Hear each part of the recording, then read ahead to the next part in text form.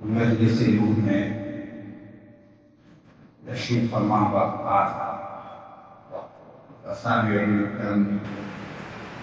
السلام علیکم ورحمۃ اللہ وبرکاتہ۔ وعلیکم السلام ورحمۃ اللہ وبرکاتہ۔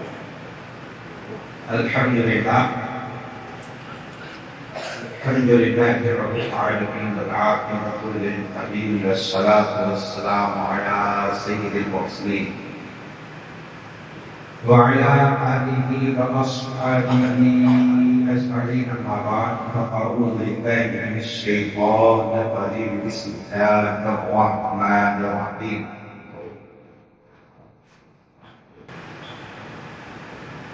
قل للمؤمنات يغضضن من أبصارهن ويحفظن فروجهن. آمنت بالله صدق الله مولانا العظيم وصدق رسوله النبي الكريم الكريم.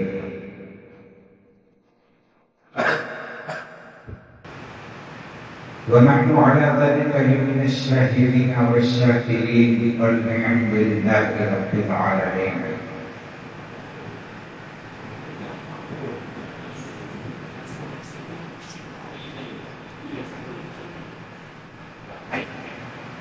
ماں ہو میں نہیں، کوئی ستا میں نہیں، ماں ہو میں نہیں، کوئی ستا میں نہیں، اور نہ فردوس کے لالا زاروں میں ہے.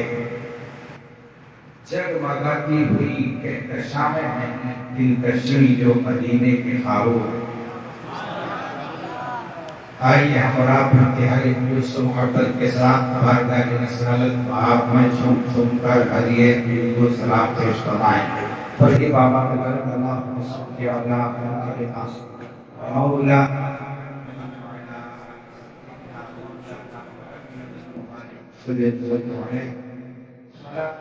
سلام علیکہ یا رسول اللہ صلی اللہ علیہ وسلم. حضرات، گزشتہ کئی مجلسوں سے آپ حضرات کچھ ایسی برائیوں کے تعلق سے سماعت کر رہے ہیں جو معاشرے میں بالکل عام ہیں اور جن کو بہت زیادہ اہمیت نہیں دیتا بندہ اور بہت زیادہ توجہ نہیں دیتا اور بڑی آسانی سے انہیں کر گزرتا. ان کا تذکرہ آپ نے پچھلی کئی محفلوں میں سنا، اور زبان کی حفاظت کے تعلق سے تاثیر زبان کو قائم رکھنے کے تعلق سے پچھلی مجلس میں آپ نے سماعت کیا کہ بندہ اپنی زبان کو جھوٹ سے محفوظ رکھے تو اللہ نے مومن کی زبان میں ایمان کے سبب سے جو تاثیر کرتی ہے اللہ اس کو سلامت رکھتا ہے اور باقی. لیکن جب اس زبان کو ہم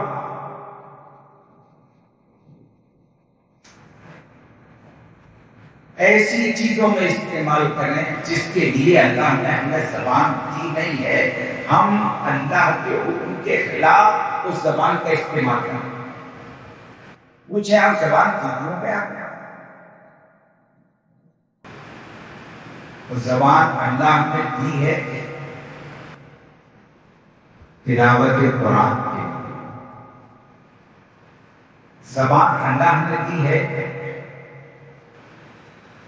نبی پر درود پڑھنے کے، زبان اللہ نے دی ہے آپ کو تو برائی کو اپنی زبان سے روکنے کے لیے. ہم نے یہ سارے کام چھوڑ کے زبان کا استعمال کہاں شروع کر دیا؟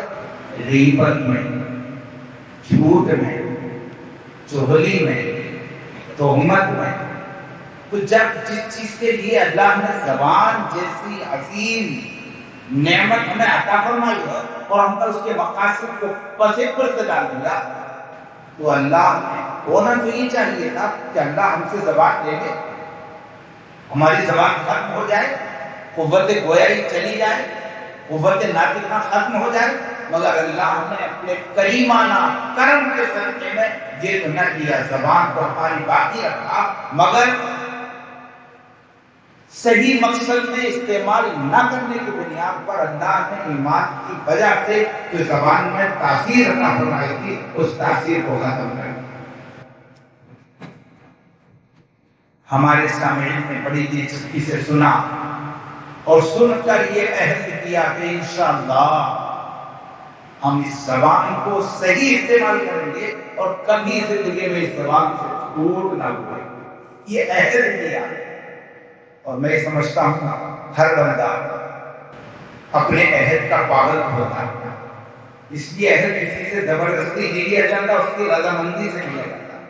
میں آپ سے پوچھنا چاہتا ہوں کہ آپ نے پچھلی مرتبہ لیے ہوئے عہد کا کچھ پاس رکھا ہے، خیال رکھا ہے، اور آپ نے اپنی دانستانی میں، اپنی جانکاری میں جھوٹ تو نہیں بولا؟ وہی جھوٹ تو نہیں بولا؟ میں امید کرتا ہوں کہ انشاءاللہ یہ چیز آپ پسند کریں گے، اور آپ دیکھنا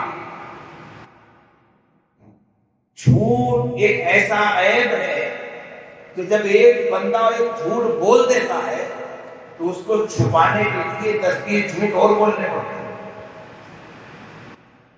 اور پھر جھوٹ کی نحوست یہ ہے کہ ایک بولتا ہے تو سارے بھولتے چلے جاتے ہیں، اور بندے کو ذلتوں کا، پریشانیوں کا سامنا کرنا، اپنا نقصان یہ کیا کہ زبان کی تاثیر ختم کر دو، اور دوسروں کی نظر میں ذلیل و خوار ہو گئے، سارے جھوٹ کھل گئے۔ آج میں اپنی مختصر سی گفتگو کا میرا موضوع ہے عام طریقے سے جو ہمارے درمیان آج برائی پائی جاتی ہے، وہ ہے بے پردگی۔ ہے بے پردگی پائی جاتی ہے، اور اس کا وبال کتنا ہے معلوم ہے آپ کو؟ بے پردگی کا وبال کتنا ہے؟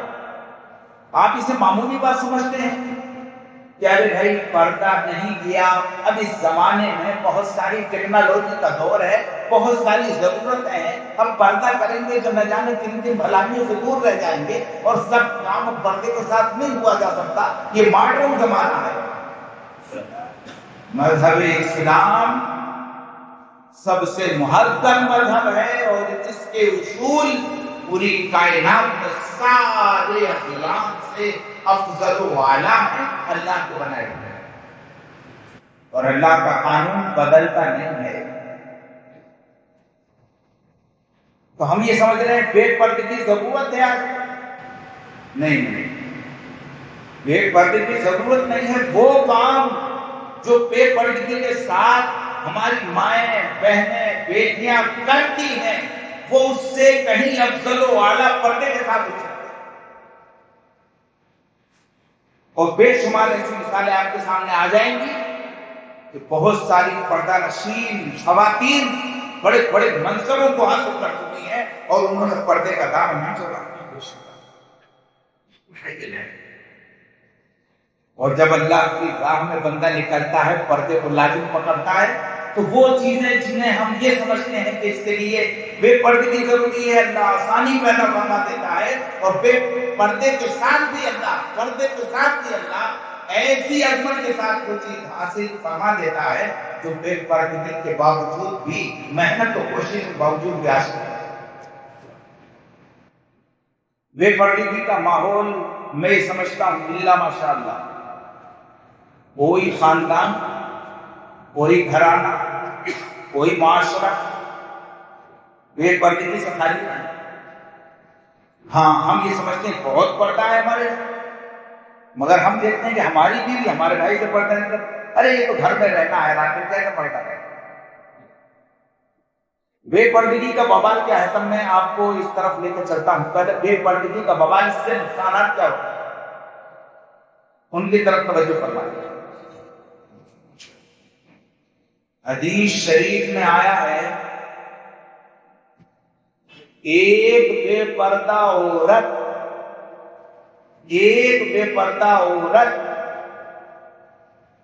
4 مردوں کو جہنم میں لے کر گئے۔ کتنے لوگوں کو؟ ایک عورت ہے، بے پردہ ہے، تو اس کا وبال فقط اس پر ہونا چاہیے؟ مگر یہ 4 مردوں کو تو لے کر جائے گی، اس وجہ سے کہ ہر عورت کسی نہ کسی کی تحمیل میں ہوتی ہے، کسی نہ کسی کی سرپرستی میں ہوتی ہے۔ جب بچی ہے تو باپ کی سرپرستی میں ہوتی ہے، باپ چلا گیا تو بہن بن کر ہے تو بھائی کی سرپرستی میں ہوتی ہے، جب بیوی بن کر ہے تو شوہر کی سرپرستی میں ہوتی ہے، جب ماں بن کر ہے شوہر موجود نہیں ہے تو بیٹے کی سرپرستی میں ہوتی ہے۔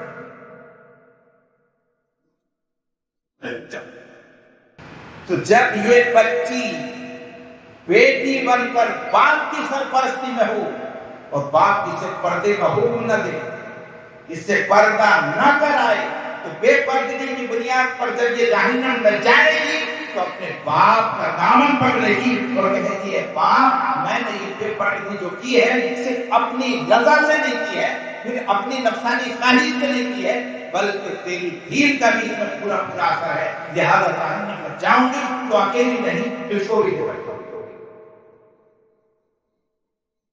ایک بے پردہ عورت، ایک مرد باپ کو جہنم میں لے جانے کا سبب بنی، باپ نہیں ہو، بھائی سرپرستی کر رہا ہے، اب بھائی نے اس کے بے پردہ ہونے پر کبھی نہیں ٹوکا، کبھی تاکید نہیں کی، کبھی سختی نہیں کی۔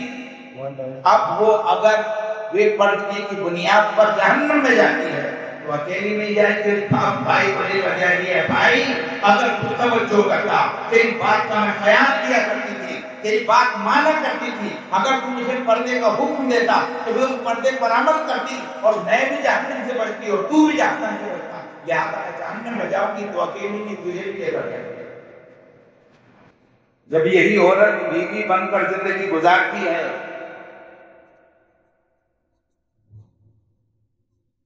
اور شوہر اسے پردے کا حکم نہیں دیتا، شوہر اس کی بے پردگی سے راضی ہے، اس شوہر کو شریعت میں دیوس کہا جاتا ہے، جس کا اردو ترجمہ ہے، ہماری عام زبان میں ہندی ترجمہ کریں بڑوا، جو اپنی بیوی کی بے پردگی پر راضی ہے۔ تو اب اگر وہ بے پردگی کی بنیاد پر ایک بیوی جہنم میں جائے گی تو وہ شوہر کا دامن ضرور پکڑے گی، اے شوہر میں تیرے حقوق ادا کرنے کی کوشش کیا کرتی تھی، تیرے حکم کی پابندی کیا کرتی تھی، تیری مقصد تیرے مطلب کے تیری پسند کے کھانے تیار کیا کرتی تھی، اگر تو اس پر زور دیتا اور تاکید کرتا تو شاید میں پردہ دار بن جاتی، میں بھی جہنم سے بچتی اور تو بھی جہنم سے بچتا۔ آج تیری بے پردگی کرنے تجھ نے مجھے چھوٹ دینے کی بنیاد پر میں نے بے پردگی کی ہے، میں جہنم میں جا رہی ہوں اپنے شوہر کو چھوڑ کر نہیں۔ اسی ماں کی بیٹا کی پالن کر رہا، وہ بیٹا جو اپنی ماں سے بڑے بڑے کام کرا لیتا ہے، کبھی غصہ کر کے، کبھی پیار سے، کبھی دباؤ ڈال کر سارے کام کرا لیتا ہے ماں سے، وہ بیٹا اپنی ماں سے اپنی ماں کا پردہ نہیں کرا سکتا، یقیناً کرا سکتا ہے۔ جب ایک عورت اس بنیاد پر کہ اس کے بیٹے نے اپنی خواہش کے تمام کام اپنی ماں سے زبردستی زور لگا کر کروائے اور پردے کی ترغیب نہ کی، تو جب وہ ماں جہنم میں جائے گی تو اپنے بیٹے کو چھوڑ کر نہیں، اپنے بیٹے کو بھی ساتھ میں لے کر جائے گی۔ اے بیٹے، تو نے بہت سارے کام زور زبردستی کے ساتھ مجھ سے کرائے ہیں، مگر مجھے پردے کی ترغیب نہیں کی، لہٰذا میں جا رہی ہوں تو میرے ساتھ تجھے بھی جہنم میں چلنا۔ ایک عورت 4 لوگوں کو جہنم میں لے جا رہی ہے، وجہ کیا ہے؟ پردہ ضروری ہے، لازم ہے، اور پردے کے بغیر کوئی کام ایسا نہیں ہے جو پردے کی بنیاد پر انسان اس کے حضور کرنے سے دور رہ جائے، نہیں۔ عورت کو اللہ نے مرد سے کچھ چیزوں میں الگ بنایا، بہت ساری چیزوں کی مرد کو اجازت نہیں ہے مگر عورت کو اجازت ہے۔ اچھا لباس پہنے، خوشبو لگائے، سنگار کرے، زیب و زینت کرے، سارے کام کرے، یہ عورت کے لیے جائز، مگر ایسی چیزوں کا استعمال نہ کرے جن کے استعمال سے شریعت منع کیا ہے، جن میں نخون پالش ہے، وہ اپنے شوہر کو اچھا دکھنے کے لیے نخون پالش لگائے. تو نخون پالش لگانے والی عورت جب اپنے ناخن پر نخون پالش لگا لیتی ہے تو وضو کرتی ہے، تو اس کا وضو نہیں ہوتا. وضو کرتی ہے تو وضو نہیں ہوتا، کیونکہ نخون کا دھونا ضروری ہے، اور نخون پر ایک چمڑی ہے، نخون پالش کا چھلکا لگا ہوا ہے. اب وہ نخون آپ کے نخون تک پانی نہیں پہنچنے دیتا ہے، وضو نہیں ہوگا. وضو نہیں ہوگا تو نماز نہیں ہوگی. ایسی چیز کا استعمال جو ہمیں نماز پڑھنے سے روک سکے، کس طرح درست ہو سکتا ہے؟ ایسی جائز سے وہ زینت، مہندی لگانا، آنکھ میں سرما لگانا، اچھا لباس پہننا، صاف ستھرا رہنا، ان تمام سے وہ زینت کی عورت کو اجازت ہے، مگر دنیا والوں کے لیے نہیں، دیوروں کے لیے نہیں، خیر چچیرے بھائیوں کے لیے نہیں، ولیمے اور شادی محل میں جانے کے لیے نہیں، بلکہ یہ ساری سے وہ زینت اپنے شوہر کے لیے ہونی چاہیے. اگر یہ ساری زیب و زینت اپنے شوہر کے لیے کرتی ہے اور شوہر آتا ہے اور عورت بن کر تیار رہتی ہے اور جیسے ہی گھر میں قدم شوہر رکھتا ہے یہ مسکرا کر اس کا استقبال کرتی ہے تو اللہ ایک ایک مسکراہٹ پر اللہ اس عورت کو ایک صدقے کا سنا. مگر جب یہ عورت تمام زیب و زینت اور آرائش کر کے بازار نکلتی ہے، شادی محل جاتی ہے، تو اب شیطان چھانکتا ہے بار بار. اب جب وہ واپس آئے گی تو فقط عورت نہیں بلکہ لعنتوں کا ڈھیر بن کر آئے گا. اللہ لعنت فرماتا ہے اس عورت پر جو زیب و زینت کر کے غیر مردوں کے سامنے جاتی ہے، پردہ کرتی ہے. یاد رکھو. اور آج کے تو پردے کا حال بھی ایسا عجیب ہے، اس پردے کو بھی پردے کی ضرورت ہے. برقع پہنتی ہیں ہماری عورتیں، ہمارے مسلم بھائیوں کی بہنیں، بیویاں، بیٹیاں برقع پہنیں گی تو برقع ایسا عجیب برقع جسم کے اعضاء کی ساخت معلوم ہوتی ہے. ارے برقع بدن چھپانے کے لیے تھا، بدن دکھانے کے لیے نہیں. اس طرح برقعے کا استعمال کیا جائے، ایسے پردے کا استعمال کیا جائے کہ جسم کے اعضاء کی ساخت معلوم نہ ہو، اتنا ڈھیلا ڈھالا ہو اور اتنا فیشن کا نہ ہو، بلکہ جب ایک عورت برقع پہن کر جائے تو اس کا عالم اور انداز یہ ہونا چاہیے کہ دیکھنے والا نہ اس کی عمر کا اندازہ لگا سکے، نہ اس کے حسن کا اندازہ لگا سکے، نہ اس کے جسم کے پتلا موٹا ہونے کا اندازہ لگا سکے، سب چیزوں سے بے پرواہ ہو جائے، پتہ ہی نہ چل سکے. اس حالت میں اسے برقع اور پردے کا استعمال کر کے جب گھر سے نکلتی ہے، خدا کی قسم وہ بظاہر پردے میں جا رہی ہے مگر اللہ کی رحمتوں کے سائے میں جا رہی ہے، اللہ کے فرشتوں کی حفاظت میں جا رہی ہے. ویسی عورت بن کر جب نکلتی ہے، خدا کی قسم ایسی عورتوں کی گود میں جو بچے پیدا ہوتے ہیں اللہ رب العزت انہیں وقت کا امام بناتا ہے. اللہ رب العزت اپنے ولایت کے منصب پر انہیں فائز کرتا ہے، انہیں بلندی عطا فرماتا ہے. خدا کی قسم آپ کو معلوم ہے حضرت فاطمہ الزہرا رضی اللہ تعالی عنہا کیسے پردے والی تھی، کیسی پردے والی تھی.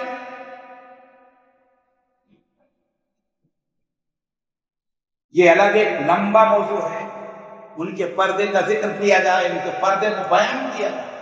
لاکھوں سلام اس پردے پر. یہی وجہ ہے کہ فاطمہ رضی اللہ تعالی عنہ کی گود میں پلنے والے بچے آج پوری دنیا انہیں امام کے نام سے جانتی ہے، محبت کی نگاہوں سے دیکھتی ہے، پیار کی نگاہوں سے دیکھتی ہے. بندے کو کہیں جوش آئے یا نہ آئے مگر جب فاطمہ کے بیٹوں کا تذکرہ آ جاتا ہے تو ہر بندہ جھومنے لگتا ہے. وجہ کیا ہے کہ انہوں نے پرورش ایسی ماں کی گود میں پائی ہے، ایسی ماں کی گود میں پائی ہے جس کے آنچل کو آسمان میں بھی جس کے پردے کا حال یہ ہے، جس کے چہرے کو صحیح معنی میں کبھی آسمان کی گردشوں میں نہیں ملے.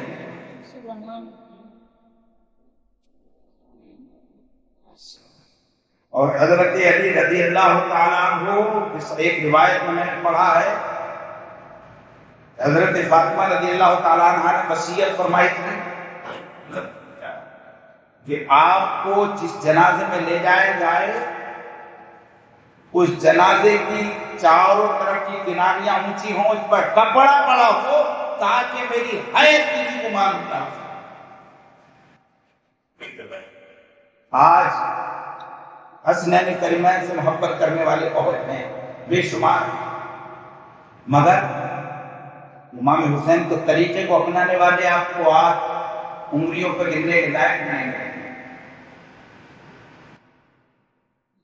پیار چاہیے کسی کے کردار سے، اور پیار زبانی نہیں ہوتا، پیار کسی کے عمل سے ہوتا ہے، جس سے محبت کرتے ہو. محبت کا اصول یہ ہے، محبت کا قانون یہ ہے کہ جس سے آپ محبت کریں اس کی بات نہیں مانیں.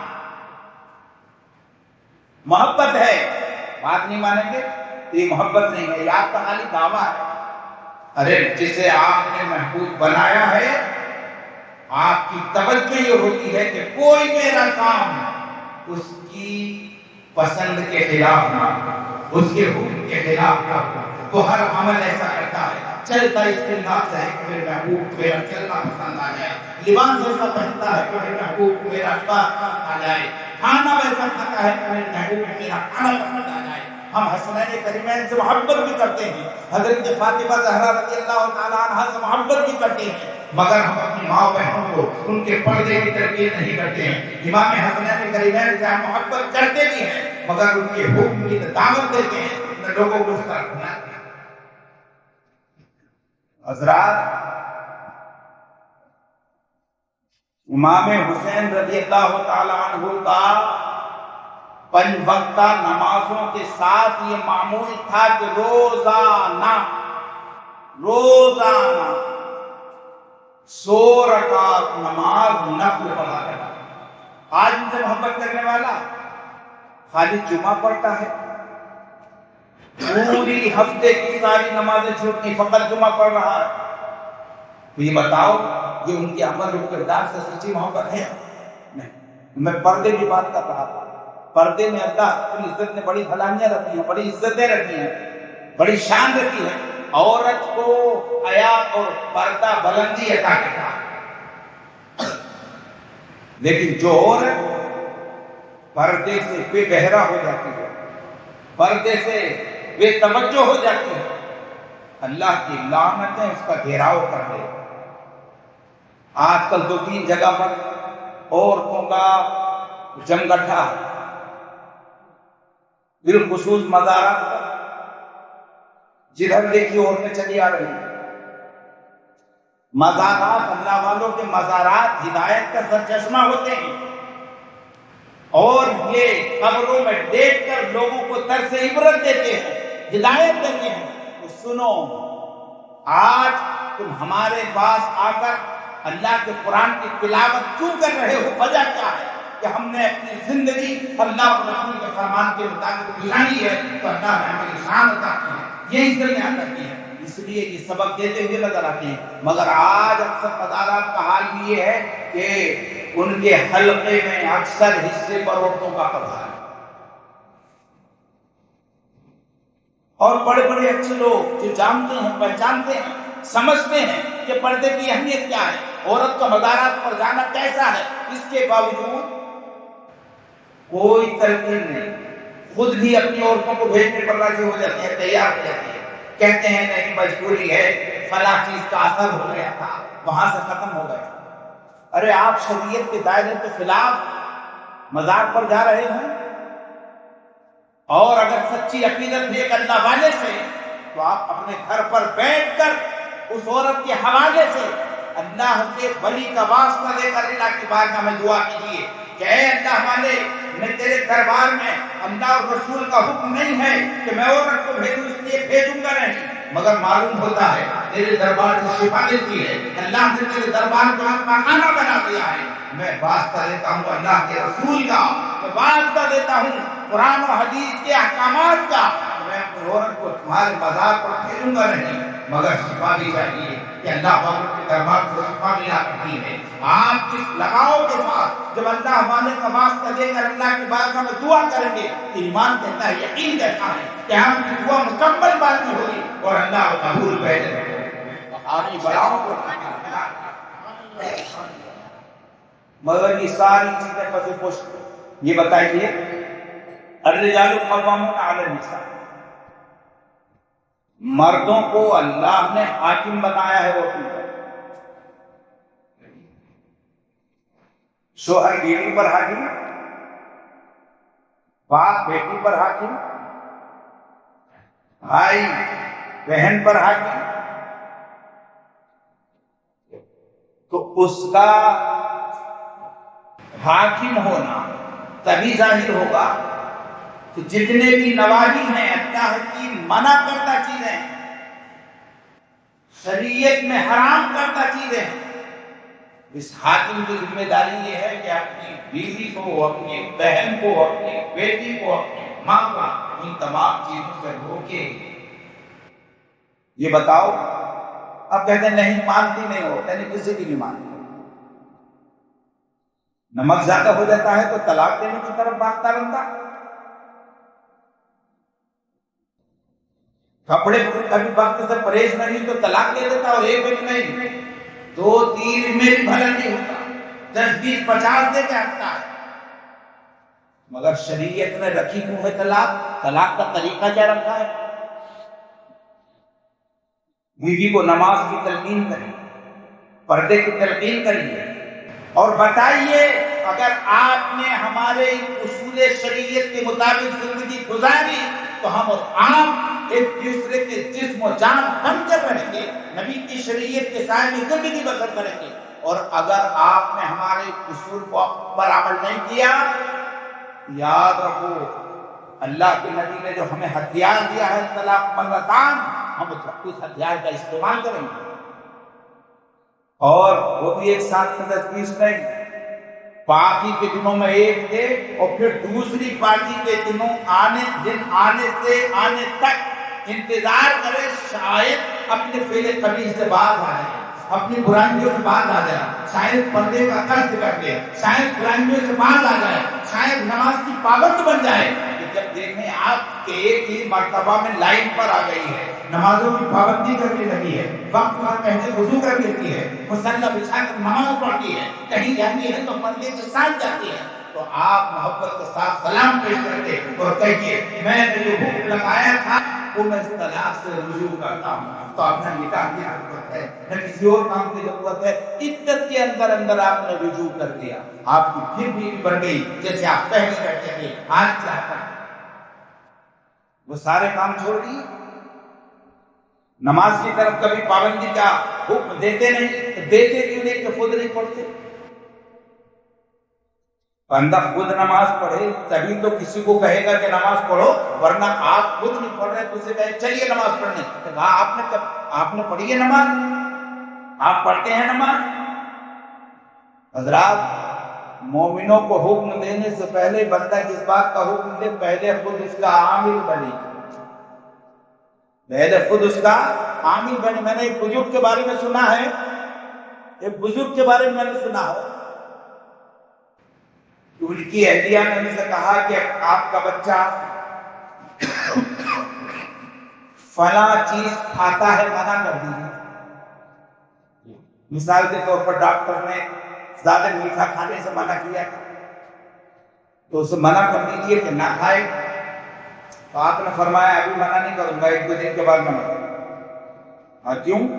کہ میں خود بھی کھاتا ہوں اور جو کام میں خود کرتا ہوں اس سے منع کروں گا تو اس کا اثر نہیں ہوگا، وہ مانے گا تو پہلے میں خود اس کا عامل ہو جاؤں، میں اس کا پابند بن جاؤں۔ آپ نے 2-3 دن کے اندر یہ قصد کیا کہ میں یہ کام نہیں کروں گا یا کسی لمٹ میں کروں گا، اس کے بعد پھر حکم دیا تو بچے پر ایسا ہوا کہ اسی دن سے اس کا پابند ہو گیا، عامل ہو گیا۔ جب ہم نماز پڑھیں گے تبھی تو اپنے بیوی بچوں کو نماز کا حکم دیں گے. اچھا بڑے لوگ بڑی جلدی سے اپنے بچوں پر تہمت کر دیتے ہیں کہ بات نہیں مانتا. نہیں ایسا نہیں ہے بات نہیں مانتا. جو بچہ آپ کے کہنے سے وقت پر اسکول جا سکتا ہے، جو بچہ آپ کے کہنے سے وقت پر ٹیوشن جا سکتا ہے، جو بچہ آپ کے کہنے سے وقت پر کوچنگ اٹینڈ کرتا ہے، جو بچہ سارے کام صحیح طور پر کر رہا ہے، تو نماز پڑھنے کے لیے آپ کے حکم سے نہیں جائے گا؟ نہیں. وجہ کیا ہے نہ جانے کی کہ آپ خود اس کے پابند ہیں. حضرات ہم یہ قصد کریں، یہ عہد کریں کہ انشاءاللہ اپنی بہنوں کو، اپنی بیٹیوں کو، اپنی ماؤں کو، اپنی بیویوں کو بے پردگی سے بچائیں. یہ مشکل کام ہے اللہ. حاکم ہیں آپ، حاکم ہیں آپ. اگر آپ یہ قصد کر کے نکلیں گے اللہ مدد فرمائے گا، مگر آپ کا پختہ ارادہ ہونا چاہیے، عزم مستحکم ہونا چاہیے، پختہ ارادہ ہونا چاہیے کہ میں یہ کام ضرور کروں گا. تو آپ اگر عزم مصمم کر لیں، عزم مستحکم کر لیں، اسی کو عہد کہتے ہیں. آپ یہ عہد کر لیں کہ انشاءاللہ میں اپنی بچیوں کو بھی پردہ کراؤں گا، اپنی بیوی کو بھی پردہ کراؤں گا، اپنی بہنوں کو بھی پردہ کراؤں گا، اپنی بیٹیوں کو بھی پردہ کراؤں گا. جب آپ اس کا عہد کریں گے، قصد کریں گے، تو انشاءاللہ اللہ کی جانب سے آپ کی مدد ہوگی. اور پھر اس بات پر آپ دیکھیں گے کہ ہماری بات کا اثر نہیں. بھئی کہیں ضرورت ہے نا، اگر آپ کی بیوی کو کہیں جانا پڑ ہی جانا، آپ مصروف ہیں، بزی ہیں، کاروبار میں لگے ہیں، ضرورت کا سامان آپ کو لے کر جانا ہے، تو فقط اتنا کرنا ہے. کوئی بچہ بھی نہیں گھر پر، تو کم سے کم ایک ایسے پردے میں ملبوس ہو جائے جس پردے میں اس کے اعضائے جمال نظر نہ آئے. چلی جائے اپنی ضرورت کا سامان لے کے آ جائے. وہ بغیر پردے کے جاتی تب بھی ضرورت کا سامان لے کے آتی، پردے کے ساتھ گئی تب بھی ضرورت کا سامان لے کے آئی. مگر پردے کے ساتھ گئی تو اللہ کی رحمتوں کے سائے میں گئی، بغیر پردے کے گئی تو اللہ کی لعنتوں کے سائے میں گئی. اور یاد ہم کو وہ لعنت کے ساتھ سفر کرتی ہے، نہ وہ شوہر کو وفادار بناتی ہے اور نہ وہ اللہ اور رسول کی حکموں پر وفادار ہے. تو مشکل کام ہے. تو اپنی بیٹیوں کو پڑھاؤ. آج کل تو بڑا چرچا ہے، کوئی حجاب پہن کر اسکول چلا جاتا ہے تو اسکول والے بھی وہ نظریہ رکھتے ہیں، وہ توجہ رکھتے ہیں کہ نہیں حجاب کے ساتھ ہمارے اسکول میں داخلہ نہیں. مگر الحمدللہ ثم الحمدللہ جب یہی بچیاں، یہی معاملے کوٹ تک پہنچے تو اللہ کے کرم سے کوٹ سے بھی پردے ہی کو اہمیت اور عظمت ملی. کہا یہ پہناوا ہے. کوئی اگر کسی مذہب کا کوئی انسان اگر اس چیز کو پسند کرتا ہے تو اسے اس کی پسند کا لباس پہن کے دیا جائے اور اسے اسکول پریسر میں حجاب کے بغیر آنے پر مجبور نہیں کیا جائے.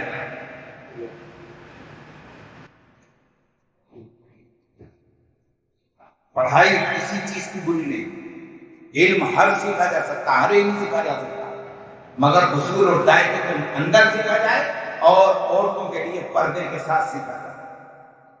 تو آج نہ جانے کتنے کام ہوتے ہیں، نہ جانے کتنی جگہ ہمارا پیسہ برباد ہو سکتا ہے. کہ ہم اپنی تنظیموں سے ایسے کام نہیں کر سکتے، ایسا اسکول نہیں بنا سکتے جس کی باغ ڈور بھی آپ کے ہاتھ میں، جس کے ناظرین اعلیٰ بھی آپ ہوں، جس کے ٹیچر بھی آپ کے اختیار سے رکھے جائیں، باصلاحیت ہوں، اور جس میں پڑھانے والی بھی باپردہ ہوں.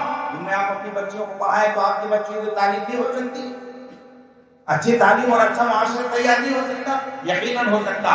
اور لازم یہ ہے کہ بندہ پہلے قدم بڑھائے تو اللہ تعالیٰ مدد فرماتا ہے. اللہ رب العزت نے اپنے مقدس کلام میں ارشاد فرمایا قل للمؤمنات یغضضن ابصارهن ویحفظن فروجهن. اے محبوب مومن عورتوں سے کہہ دو کہ اپنی نظروں کو جھکا لیں اور غیر مردوں کا سامنا اپنی نظروں سے نہ ہو.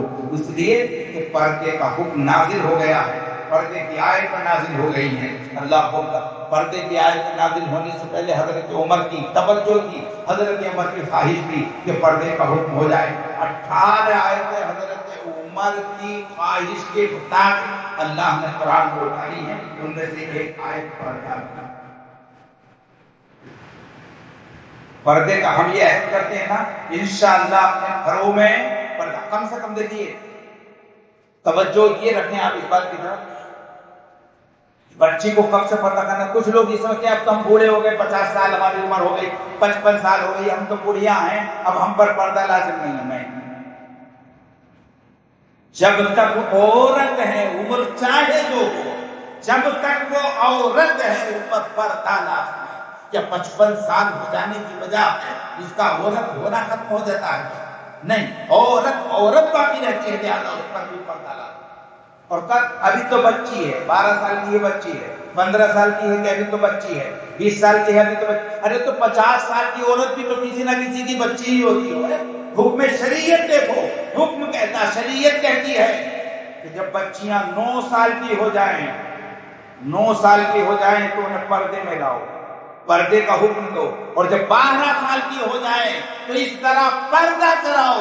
اتنا لازمی حکم دو کہ اگر تمہیں سختی بھی کرنا پڑے تو سختی کرو، مگر بغیر پردے کے گھر سے باہر نہ نکلنا. 9 سال کی عمر تک پردے کا عادی بنا دو، اور نہیں تو 12 سال کی عمر تک ایسا پردے کا عادی بنا دو کہ اس کے بعد اگر آپ چاہو گی کہ میری بچی میرے ساتھ بے پردہ چلے تو عورت کے اندر، بچی کے اندر وہ عادت اس کے اندر رچ گئی ہے، بس گئی ہے. آپ لے جانا بھی چاہتے ہیں تو بچی بغیر پردے کے جانے کے لیے تیار نہیں آتے.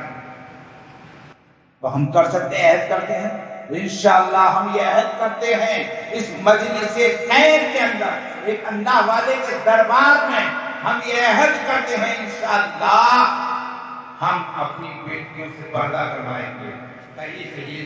ہم اپنی بیٹیوں سے پردہ کروائیں گے، ہم اپنی بہنوں سے پردہ کروائیں گے، ہم اپنی بیویوں سے پردہ کروائیں گے، ہم اپنی ماؤں سے پردہ کروائیں گے.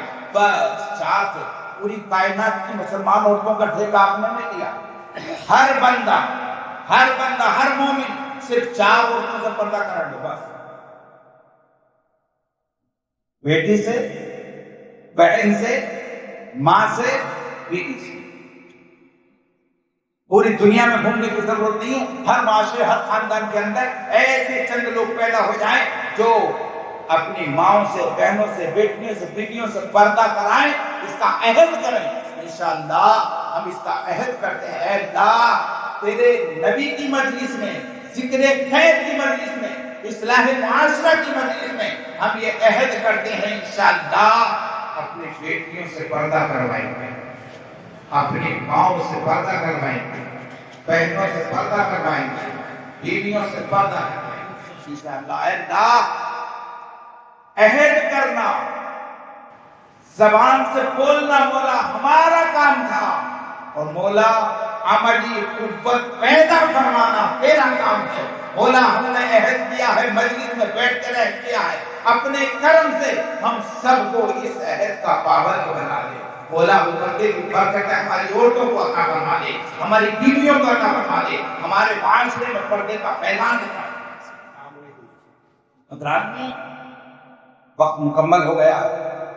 پچھلی مرتبہ کچھ سوالات آئے تھے، ان سوالات کے جواب آپ سماعت کر لیں، اور اس کے بعد آپ کو کچھ سوالات اگر ہوں تو ان کو لے لیا جائے.